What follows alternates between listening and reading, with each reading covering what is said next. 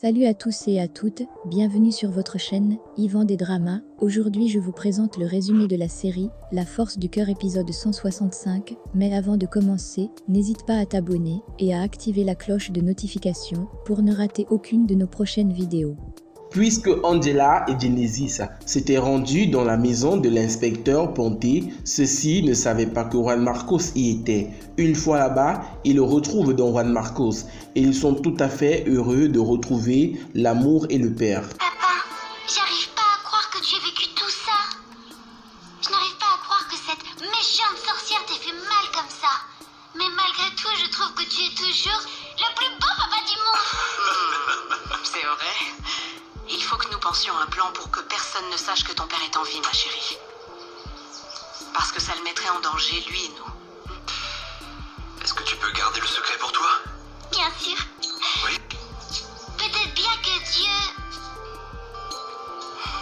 vous a fait vivre ça pour que vous soyez tous les deux de nouveau ensemble. Et qu'on redevienne enfin une vraie famille. Mouah. Fais-lui ta place.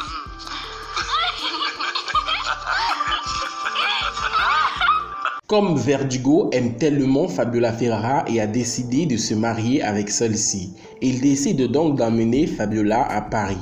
Une fois là-bas, Fabiola se met à nouveau à penser à Miguel Valdés. Non, enfin à Paris. Ma petite perle d'amour, moi ces voyages ça me fatigue. C'est pour ça qu'il faut qu'on se repose. À vrai dire, je ne comprends pas. Je n'arrive pas à comprendre comment tu fais pour voyager à travers le monde sans que personne ne te reconnaisse. Verdugo peut tout faire, pourquoi pas. Je me disais qu'on pourrait se faire un bain, une grande baignoire, des huiles, des pétales, et puis du sexe. T'en dis quoi? Tu as déjà fréquenté un gentleman comme moi? J'en viens.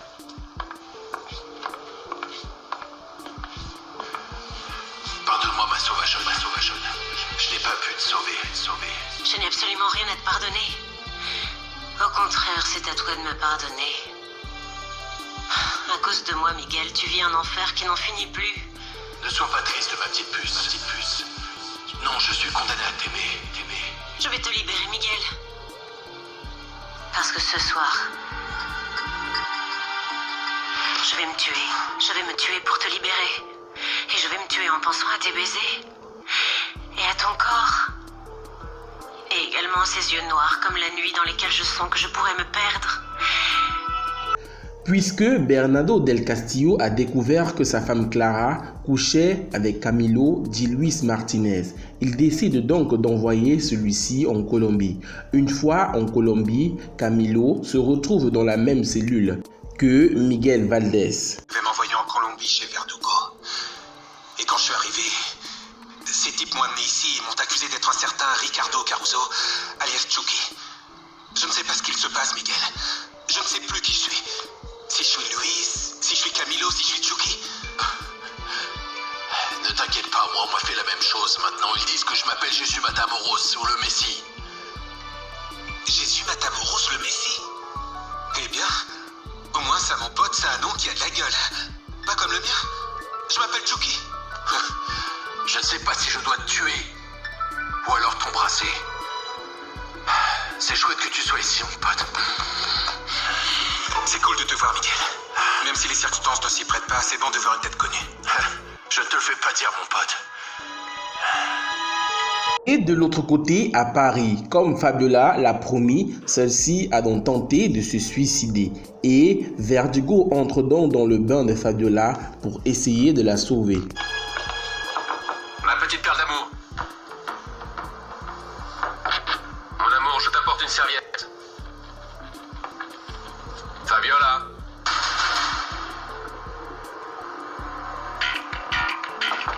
Fabiola.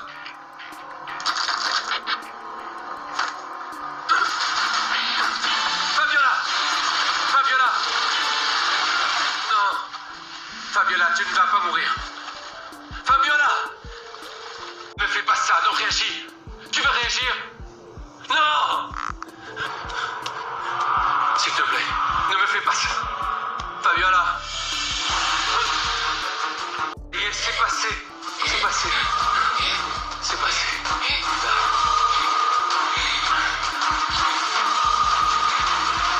Toujours en Colombie, Fernanda, qui semble être tellement folle, s'est donc mise à désirer l'inspecteur Ponté.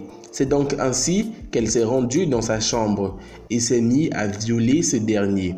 Après cela, elle se met donc à demander à Ponté comment il s'est senti lorsqu'elle le violait. Gagner ton billet de sortie. Dis-moi la vérité. Combien de fois dans ta vie tu t'es fait violer par une femme comme moi? Jamais. Tu me détestes? Mais je ne te suis pas indifférente. Je le sens. Tu sais quoi, Ponté? Tu vas être à moi. Que tu le veuilles ou non. Comme les autres. De l'autre côté, dans la maison où se cache Juan Marcos, celui-ci est en train de tenir une réunion avec Fernanda, l'inspecteur et Samantha. Il propose donc à ceux-ci de se rendre en Colombie afin d'arrêter Fernanda et Verdugo. Seul qui ait pu sortir de là. Je veux vous aider autant que possible à retrouver Fernanda et Verdugo. Peut-être que je peux vous accompagner. Non, tu ne peux pas courir de risque. Et en plus, quelqu'un doit prendre soin de toi, mon amour. Si ta blessure s'infectait. Si ça ne s'est pas infecté, ça ne va pas s'infecter. Moi, la seule chose qui m'importe, c'est protéger Angela contre cette femme. Et puis ma sœur Miguel et Gustavo. Oui, le problème, c'est qu'on ne peut pas compter sur la collaboration de la police sur place. De plus, la maison est une vraie forteresse. C'est mission impossible. Imaginez si ni l'armée ni Interpol n'ont pu le faire, eh bien... Nous allons pourtant devoir le faire. Ton fils... De l'autre côté, en Colombie, puisque Fernanda a réussi à coucher avec l'inspecteur Ponté, elle décide donc de rendre la liberté de ce dernier, mais elle veut faire de Lara sa nouvelle prisonnière. Madame, Gustavo, on se calme, Hier soir, Gustavo Ponté a gagné sa liberté. Oh chérie, merci beaucoup. Est-ce que tu as vu ça, Ophélia? Elle m'a prise dans ses bras simplement parce que j'ai rendu la liberté à son Gustavo. et qu'est-ce que c'est encore ce piège? Quoi, un piège? Non, ce n'est pas du tout un piège parce que tout ça, tu l'as mérité, Gustavo Ponté. Canario, amène-le au milieu de la jungle. Oh, avec ce couteau. Hé, stop! Je ne vais pas te faire lever de Victoria ou de Verdugo. Je te donnerai bien de l'argent, mais tu ne pourrais pas t'acheter grand-chose dans la jungle, n'est-ce pas? En plus, je préfère gâter les pauvres. Emmenez-le. Fernanda, s'il te plaît, dans la jungle. Oui, maman. Dans la jungle. Ne fais pas cette tête paniquée. Regarde-le. Regarde-le, c'est un homme bien entraîné. Il est policier. Il est costaud, n'est-ce pas? Ne vous en faites pas. Nous allons le laisser dans un bon endroit. Vous verrez, je reviendrai. Ah oui? Vivant? Ou bien comme un fantôme? Fernanda. Tiens, comme un fantôme. Les ex vont se revoir pour la dernière fois, c'est touchant. Laura, qu'est-ce que tu fais là? Je suis venue pour toi. Tu vas faire quoi avec lui? Je ne sais pas. Je ne sais toujours pas ce que je vais faire de lui, mais c'est moche les contradictions de la vie, non? Certains arrivent, d'autres s'en vont. Certains naissent, d'autres meurent. Certains sont en Colombie, d'autres à Paris. De l'autre côté, dans la maison de Bernardo del Castillo, puisque celui-ci avait promis à son petit-fils, le fils de Samantha et de Willy, qu'il va respecter la décision de la justice, que si les Willy obtiennent la garde de la petite Bernardita, alors il ne doit plus retenir cette petite, il va la libérer. Willy vient donc pour donner la lettre à son père, car il a enfin obtenu la garde de sa petite fille. Entrez, entrez, vous êtes ici chez vous. Mais quelle surprise! Nous n'allons pas rester longtemps. Non? Non. Je voulais juste te remettre ça. Ça vient du juge.